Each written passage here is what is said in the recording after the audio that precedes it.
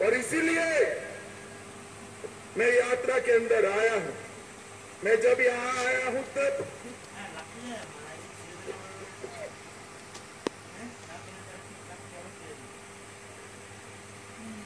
पूरे देश की ओर से, पूरे तेलंगाना राष्ट्र की ओर से हमारे प्रथम गृह मंत्री सरदार वल्लभ भाई पटेल को प्रणाम कर श्रद्धांजलि देना चाहता हूं, जिनके कारण आज ये राज्य, ये राष्ट्र भारत मां का अंग है। आज मैं स्वामी रामानंद तीर्थ, पंडित नरेंद्र, सुरावरम प्रताप रेड्डी, श्री दशरथी रंगाचार्य और पीवी नरसिम्हा राव को भी श्रद्धांजलि देना चाहता हूं। मित्रों, ये यात्रा में डोम धरती धूप के अंदर 45 डिग्री टेम्परेचर के अंदर लगभग 760 किलोमीटर पैदल चलकर हमारे प्रदेश अध्यक्ष ने तेलंगाना की पग पग भूमि को पैर से नापने का काम किया है। और जब ये समाप्त होगी तब 2500 किलोमीटर की पैदल यात्रा समाप्त होगी। मित्रों, आज हमने इस प्रजा संग्राम यात्रा में भाग लेने के लिए एक मिस कॉल सबको देना है। मैं जोर से बोलता हूं, सभी लोग अपना मोबाइल निकालो, जरा मोबाइल निकालिए जिनके पास मोबाइल है। अरे यार निकालो, हाथ ऊपर करो जरा, निकाला सबने। मैं नंबर बोलूं? पक्का 2 बार बोलूंगा। 6 3 5 9 1 1 9 1 1 9। अब दबाइए बटन, होगा मिस कॉल। बंडी संजय कुमार को आपका समर्थन मिला है मित्रों, और ये लाखों जो मिस कॉल मिलते हैं वो हमारा हौसला बढ़ाते हैं। 2019 के चुनाव में तेलंगाना की जनता ने भारतीय जनता पार्टी को 4 सीट दी। 2 सीट हम बहुत नजदीकी मार्जिन से हारे हैं, मगर उसके बाद हैदराबाद नगर निगम का चुनाव हुआ हो, चाहे 2 उपचुनाव हुए हो, हर जगह पे आपने भारतीय जनता पार्टी को विजयी बनाने का काम किया है। मित्रों, आज मैं तेलंगाना की जनता को याद कराने आया हूं। यही चंद्रशेखर राव तेलंगाना की रचना के वक्त उन्होंने वादा किया था, निल्लो निधुलो नियमकालु। कुछ पूरा हुआ है क्या? अरे भाई जोर से बोलो, कुछ पूरा हुआ है क्या? कुछ पूरा हुआ है क्या? मैं आज आपको कहकर जाता हूं, मोदी जी के नेतृत्व में भारतीय जनता पार्टी की सरकार बनाइए। निल्लो निधुलो और नियमकालु का वादा हम पूरा करेंगे। भारतीय जनता पार्टी पूरा, जल भी मिलेगा, पर्याप्त बजट भी मिलेगा और रोजगार भी युवाओं को मिलेगा। युवाओं, ताली बजाइए जोर से, युवाओं को रोजगार केवल और केवल भारतीय जनता पार्टी दे सकती। मित्रों, आज मैं याद कराने आया हूं, चंद्रशेखर राव जी, आप सचिवालय में सेक्रेटरीट में तो जाते नहीं है। युवाओं, इनको किसी तांत्रिक ने कहा है अगर सेक्रेटरीट पे गए तो सरकार चली जाएगी। वो चंद्रशेखर राव जी, कान खोलकर सुन लो, सरकार जाने के लिए कोई तांत्रिक की जरूरत नहीं है। मेरा तेलंगाना का युवा आपकी सरकार को उखाड़ कर फेंक देने वाला है, क्योंकि आपने वादा किया था हर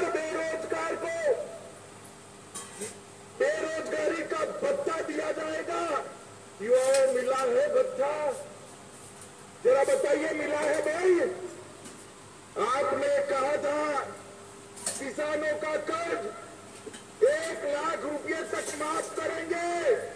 कोई किसानों का कर्ज माफ नहीं हुआ। हर जिले में सुपर स्पेशलिटी अस्पताल बनाना था, कुछ नहीं बना है। आपने वादा किया था 2 बेडरूम का हाउस देंगे।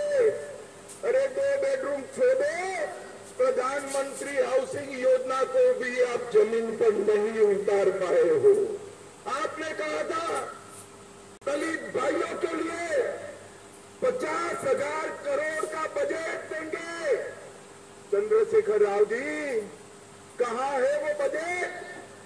आज मेरे तेलंगाना के दलित भाई आपके वादे के लिए पूछ रहे हैं। हर एसटी को 3 एकड़ भूमि देनी थी।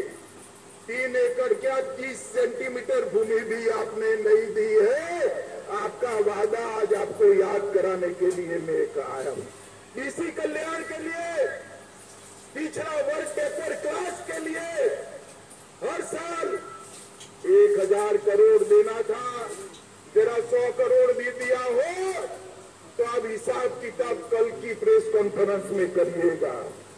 इस शिक्षकों की भर्ती, प्राध्यापकों की भर्ती आप शायद भूल ही गए हैं।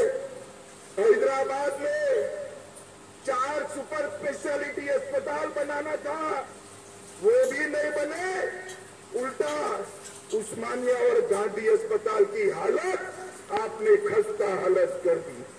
आपने कहा था 73वें संशोधन को लागू करके पंच सरपंच को अधिकार देंगे, मगर आपको लगता है कि पंच सरपंच का मतलब बेटा और बेटी होता है।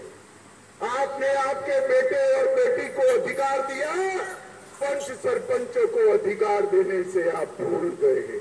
मित्रों, इस तरह से वो एक भी वादा पूरा नहीं कर पाए। मैंने मेरे जीवन में 13 साल का था तब से सार्वजनिक जीवन में हूँ। 57 साल हो गए। मेरे जीवन में इतनी निकम्मी और भ्रष्टाचारी सरकार मैंने मेरे जीवन में नहीं देखी है। मित्रों, ये निकम्मी और भ्रष्टाचारी सरकार है। तेलंगाना का युवा आ गया है, भारतीय जनता पार्टी के साथ जुड़े और उखाड़ कर फेंक दो इस सरकार को, तब जाकर आगे किसी को भी मालूम पड़ेगा वादा खिलाफी नहीं कर सकते। मित्रों, लोगों का ध्यान भटकाने के लिए अभी कहते हैं मोदी सरकार ऑयल चावल नहीं खरीदती। चंद्रशेखर राव जी, पूरी दुनिया को आप उल्टा पुल्टा समझा लोगे क्या? तेलंगाना की जनता बहुत अच्छे से जानती है, नरेंद्र मोदी सरकार आने से पहले चावल का समर्थन मूल्य 1340 रुपये था। इसको बढ़ाकर मोदी सरकार ने 1940 रुपया किया और 11 करोड़ छोटे किसानों को हर साल 6,000 रुपया दिया है। ऑयल चावल का जहां तक सवाल है, मैं आपको नियम समझाने आया हूं। आप भारत सरकार को दोषी मत बनाइए। चाहे बाजरा हो, ज्वार हो, मक्का हो, रागी हो, गेहूं और चावल के अलावे जितने पेरिफेरल क्रॉप है वो राज्य सरकारें खरीदती। ऑयल चावल को खरीदने की जिम्मेदारी भी आपकी है और आपको से नहीं बनता है। इस्तीफा दे दीजिए। भारतीय जनता पार्टी की सरकार बनेगी तब 1-1 किलो ऑयल चावल हम किसानों का हमारी राज्य सरकार खरीदेगी। आप खरीदना नहीं चाहते हो और आरोप मोदी जी पर डालते हो। मोदी जी ने अनेक काम तेलंगाना के लिए किए हैं। मित्रों, ये सरकार मोदी जी की योजनाओं के नाम बदलने के अलावे कुछ नहीं कर सकती। मोदी जी ने समग्र शिक्षा अभियान करा। उन्होंने वही योजना को मोदी जी के ही पैसे से मना उरू मना बड़ी कर आज उसका चेहरा बदलकर अपना फोटो चिपकाकर, अपने बेटे का फोटो चिपकाकर तेलंगाना के लोगों के सामने रखा है। क्या तेलंगाना के लोग नहीं जानते? वो जानते हैं ये पैसा नरेंद्र मोदी का जी ने भेजा है। 18,000 करोड़ रुपया नरेंद्र मोदी सरकार ने मनरेगा के लिए भेजा। आपने उसको हरिधर्म कार्यक्रम का नाम देकर आपकी और आपके बेटे की फोटो चिपका दी। क्या तेलंगाना की जनता नहीं जानती है ये हरिधर्म कार्यक्रम आपका नहीं है? ये हरिधर्म कार्यक्रम हमारे नेता और देश के प्रधानमंत्री नरेंद्र मोदी का है। मित्रों, प्रधानमंत्री आवास योजना उसका भी नाम बदला। नाम बदलकर मकान तो दे देते, मकान भी नहीं दे पाए। मित्रों, आज एक बात बड़ी संवेदनशीलता के साथ कहने, भारतीय जनता पार्टी का अधिकार है अपने विचारों और अपनी आइडियोलॉजी को लेकर तेलंगाना राष्ट्र की जनता के सामने जाए। हमारे कार्यकर्ताओं की दिन दहाड़े हत्या हो रही है। मुझे बताओ भाइयों, बहनों, माताओं, युवाओं, आप इससे सहमत हो क्या? जोर से बोलो, सहमत हो क्या? जोर से बोलो, सहमत हो क्या? चंद्रशेखर राव तेलंगाना को बंगाल बनाना चाहता है। आप बनाने दोगे क्या? बनाने दोगे क्या? बनाने दोगे क्या? भाइयों बहनों, उनको रोकना पड़ेगा। मैं आज भारतीय जनता पार्टी के सब कार्यकर्ता के कंधे पर हाथ रखकर कहता हूं, यहां बोलकर जाता हूं, साई गणेश को जो आत्महत्या करनी पड़ी है, हम सुनिश्चित करेंगे कि साई गणेश के हत्यारों को सजा दिलाई जाए, जेल के सलाखों के पीछे डाल दिया। कब तक बचोगे? कितने साल बचोगे? एक दिन तो चुनाव के मैदान में आना ही है। और चंद्रशेखर राव जी, मैं आज कहकर जाता हूं, रोज 5 स्टार फार्म हाउस में बैठकर योजना बनाते हो कि चुनाव जल्दी करा देंगे, जल्दी करा देंगे। अरे जल्दी क्या, कल करा दो। भारतीय जनता पार्टी तैयार बैठी। हार आपकी हार सामने की दीवार पर लिखी हुई सी निश्चित मैं पढ़ पाता हूं। मित्रों, भारतीय जनता पार्टी ने तैयार रहना चाहिए। मित्रों, आप मुझे बताओ, मोदी जी ने कश्मीर से धारा 370 हटाई, अच्छा किया या बुरा किया? अरे जोर से बोलो, उसको सुनाई पड़े थे। ये मजलिस वालों के डर से चंद्रशेखर राव धारा 370 हटाने का विरोध करते थे। करना चाहिए क्या? करना चाहिए क्या? अरे हम मजलिस से भी नहीं डरते और आपसे भी नहीं डरते चंद्रशेखर राव। मोदी जी ने 5 अगस्त 2019 को धारा 70 को उखाड़ कर फेंक दिया और आज कश्मीर भारत माता का अभिन्न अंग बना हुआ है। मुझे बताओ भाइयों बहनों, ये चंद्रशेखर राव ने जब आंदोलन चल रहा था, तेलंगाना विमोचन दिन मनाने का वादा किया था या नहीं किया था? जोर से बोलो, किया था या नहीं किया था? मनाया क्या? मनाया? मनाएंगे भी नहीं, क्योंकि मजलिस से डरते हैं। वो मजलिस की गोदी में बैठे हुए, गोदी में। अगर युवाओं, आप में दम है, आप में जोश है, आप में ताकत है, मजलिस और चंद्रशेखर राव दोनों को एक साथ उखाड़ कर फेंक दीजिए। हम तेलंगाना विमोचन दिन मनाएंगे, हम किसी से नहीं डरते। भारतीय जनता पार्टी मानती है कि निजाम और रजाकारों के अत्याचार से जिस दिन तेलंगाना को मुक्ति मिली, वो दिन न केवल तेलंगाना, न केवल निजाम का शासन कर्नाटक और महाराष्ट्र, पूरे देश के लिए ऐतिहासिक दिन है। मित्रों, पूरे देश के लिए ऐतिहासिक, और ये मनाने का काम हम करेंगे। मित्रों, ये टीआरएस की सरकार का निशान क्या है? गाड़ी है ना, गाड़ी है या नहीं है, मोटर है या नहीं है, अरे समझ रहे हो या नहीं समझ रहे हो, है ना। गाड़ी का स्टीयरिंग मालिक के हाथ में होता है या ड्राइवर के हाथ में होता है ना, हाँ या ना बोलो भाई, होता है ना। मगर एक टीआरएस की गाड़ी का स्टीयरिंग ओवैसी के हाथ में, आपको मंजूर है, आपको मंजूर है ऐसी सरकार? तो सरकार बदलने के लिए हमें संघर्ष यात्रा लेकर निकले हैं मित्रों। केसीआर ने पूरे राज्य को कर्ज में डुबा कर रखा है और कहते हैं कि हमें और कर्जा चाहिए। क्यों भाई? बेटे बेटी की भलाई के लिए न जाने कितने स्कैम आपने किए हैं, मगर आपका पेट अभी भी नहीं भरता है।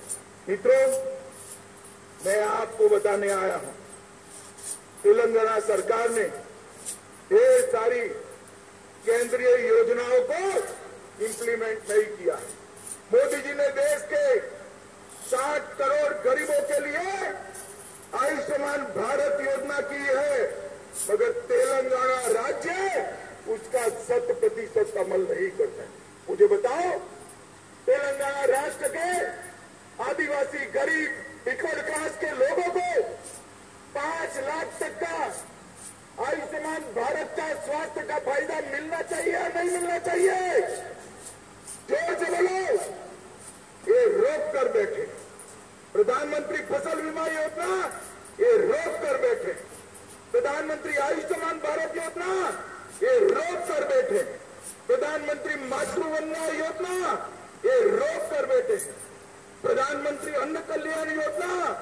पूरा अनाज मोदी जी प्रति व्यक्ति प्रति माह 2 साल से 5 किलो अनाज मुफ्त में भेज रहे हैं और 5 किलो अनाज 2 रुपये में भेज रहे हैं। उसके पर अपना और अपने बेटे बेटी का फोटा लगा दिया। वो समझते हैं कि तेलंगाना के लोग नहीं जानते, मगर उनको मालूम नहीं है। आपको अब सब पहचान चुके हैं। चंद्रशेखर राव जी सिंचाई परियोजनाएं, पालामारू रंगारेड्डी लिफ्ट इरिगेशन योजना, दिंडी लिफ्ट सिंचाई, Rajoli Banda diversion scheme, Natte Pandu project, एक केंद्र ने मंजूर तो किए, मगर उनको कोई इंटरेस्ट नहीं है, क्योंकि इसमें उनको कॉन्ट्रैक्टर अपना नहीं रख पा रहे हैं, इसलिए इरिगेशन का काम नहीं करते। केंद्र सरकार ने हैदराबाद में एक साइंस सिटी दिया है, सिर्फ 25 एकड़ भूमि देनी है, मगर नहीं देते हैं। साइंस सिटी अटकी हुई है। वारंगल जिले में सैनिक स्कूल के लिए 2017 से केंद्र सरकार ने पत्र भेजा है, मगर सैनिक स्कूल नहीं करते।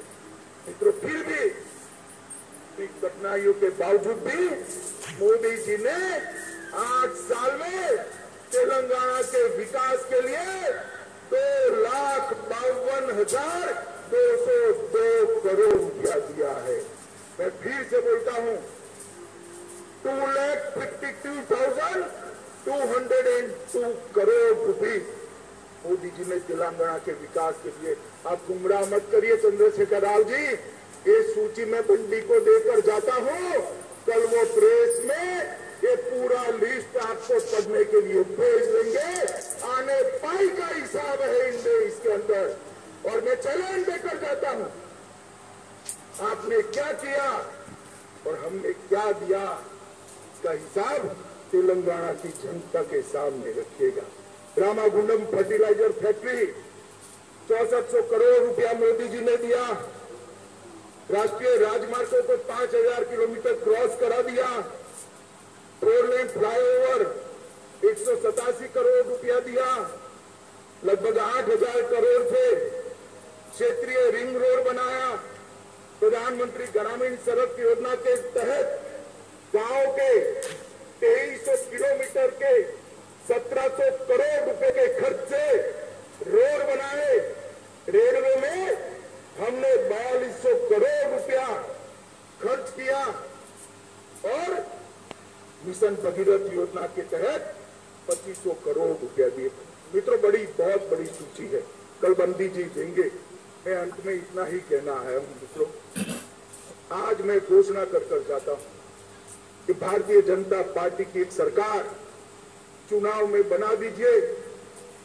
चंद्रशेखर राव को ऐसा है कि हम चाल चलेंगे, चुनाव जल्दी करा देंगे। भैया चंद्रशेखर राव, हम भी चुनाव की ही रात दे दिख रहे, कल ही घोषणा कर दो, कल ही घोषणा कर दो। ये निश्चित है भारतीय जनता पार्टी की सरकार बनेगी और भारतीय जनता पार्टी की सरकार बनने के बाद 1-1 किलो ऑयल राइस हम परचेज भी करेंगे और किसानों को मदद भी करेंगे।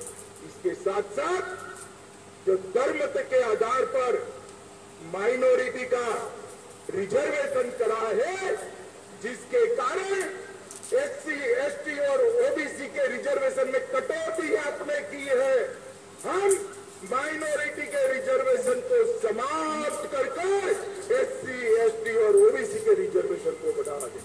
माताओं, भाइयों और बहनों, ये परिवारवादी सरकार, ये भ्रष्टाचारी सरकार, ये तंत्र मंत्र के आधार पर चलने वाली सरकार तेलंगाना का भला नहीं कर सकती।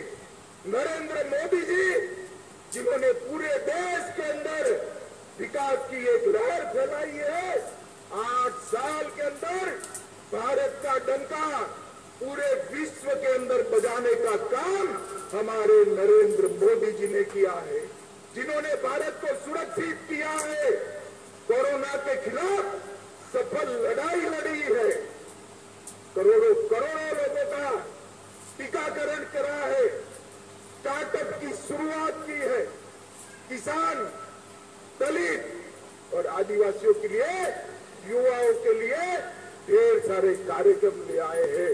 मोदी जी के नेतृत्व में यहाँ पर डबल डेकर सरकार बनानी है। मित्रों, डबल डेकर सरकार समझ रहे हो ना? एक सरकार तो आपने बनाई है मोदी जी की, दूसरी बनाई है तेलंगाना में भारतीय जनता पार्टी की। ये दोनों सरकार बनाकर सुरक्षित और समृद्ध तेलंगाना का वादा हम पूरा करेंगे। तीसरे चरण जब यात्रा शुरू हो, तब इससे भी 2 गुना बड़ी संख्या में हमारे प्रदेश अध्यक्ष का आप समर्थन करिए। यही अपील कर मैं मेरी बात को समाप्त करता हूं। मेरे साथ जल्दी चुनाव करते हुए चंद्रशेखर राव को डर लगे, इतनी बड़ी आवाज से भारत माता का नारा लग रहा है। मेरे साथ दोनों हाथ खड़े करिए, अंत तक सभी लोग खड़े करें, दोनों हाथ उठाइए, परिवर्तन के संकल्प की मुट्ठी बीचे और प्रचंड आवाज से बोलिए, भारत माता की, भारत माता की, भारत माता की, वंदे वंदे वंदे